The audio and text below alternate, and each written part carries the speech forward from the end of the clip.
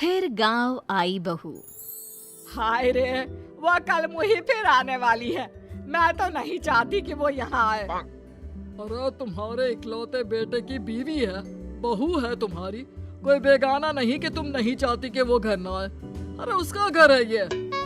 हाँ है तो, लेकिन याद है ना पिछली बार एक ही दिन के लिए आई थी, गांव की शक्ल ही बदल कर चली गई। इस बार न जाने क्या क्या करेगी। कलावती अपनी बहू रमा के गांव आने से परेशान थी। अरे शहर की लड़की है, गांव आकर क्या कमाल करती है देखिए।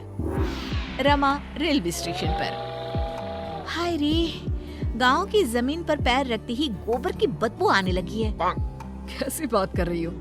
इसी महक को सूंघ सूंघ कर तो मैं बड़ा हुआ हूँ। हाँ, तभी तुम्हारे परफ्यूम का खर्चा इतना ज्यादा है।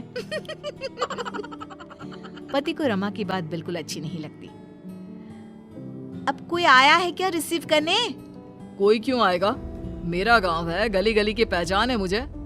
चलो आगे से टांगा कर लेते हैं। No no no no no, last time मेरी कमर लचक गई थी, मैं तो पैदल ही ठीक हूँ।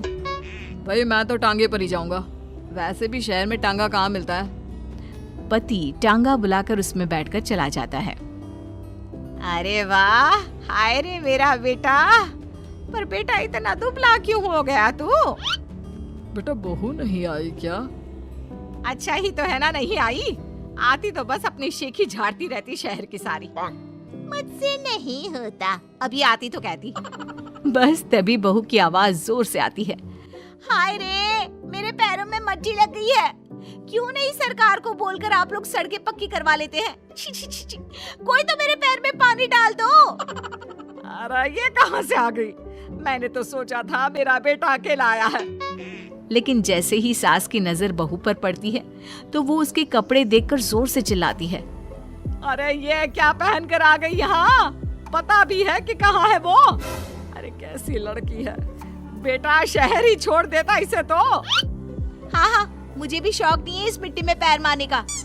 अरे जा जाकर साफ हो जा और खाना बना ले। माँ जी, अभी अभी चली आ रही हूँ, आज तो खाना आप बना लेती। हाय रे, मैं बना लेती? कहीं की महारानी है क्या तू?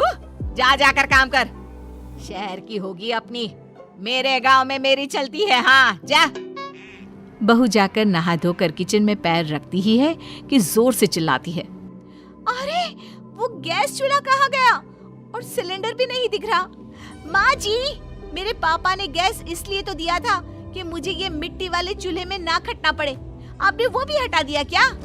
हाँ, क्योंकि गैस का रेट पता है क्या चल रहा है, लकड़ी फ्री की होती है। अरे जा जाकर चूल्हा सुलगाकर खाना बना जल्दी से। अरे जाना, माँ की मदद कर दे आज के लिए। हाँ हाँ, बीवी का गुलाम। सास बहू एक किचन में। सर से पल्ला क्या तेरी नानी आएगी लेने? शादी को 2 साल हो गए, लेकिन लड़की बनी घूम रही है, ना बिंदी ना सिंदूर। अरे लगाया तो है सिंदूर, ये देखिए। बहू पल्ला गिराकर सास को सिंदूर दिखाती है। अब मेरे सास श्रृंगार पर चर्चा हो चुकी हो तो चलिए खाना भी बना ले। आप तो सुबह से ठूस रही होंगी, हम लोग तो अभी अभी आए ना सफर करके। उधर बाहर बेटा और पिता आपस में बात कर रहे थे।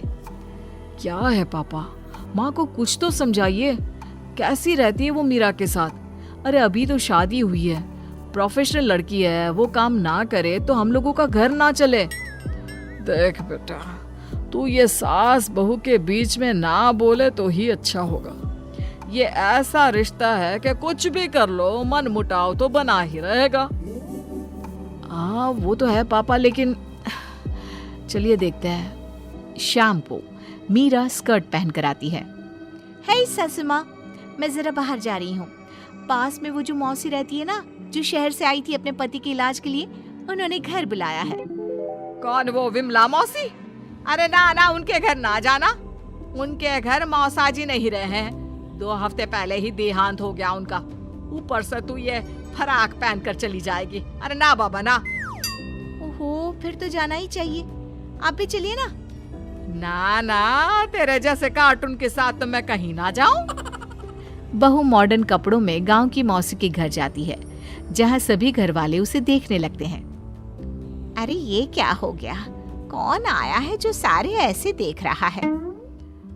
माँ, कोई कबूतरी सी लग रही है, देख तो। मौसी के सामने बहू को देखकर वो उसे पकड़कर रोने लगती है। हाय रे बहू, क्या बताए, तेरे मौसा जी नहीं रहे। शहर में तेरे घर पर रहकर मैंने उनका इलाज करवाया, लेकिन मैं बचा नहीं पाई उनको। देखिए मौसी, जो होना था वो तो हो गया, लेकिन अब कैसे चलेगा घर? तभी एक सरकारी आदमी उनके घर आता है। ये विमला देवी कौन है?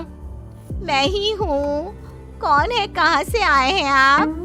मैं आपके पति के दफ्तर से आया हूँ। ये कागज में आपके साइन लेने हैं, जरा जल्दी कर दीजिए।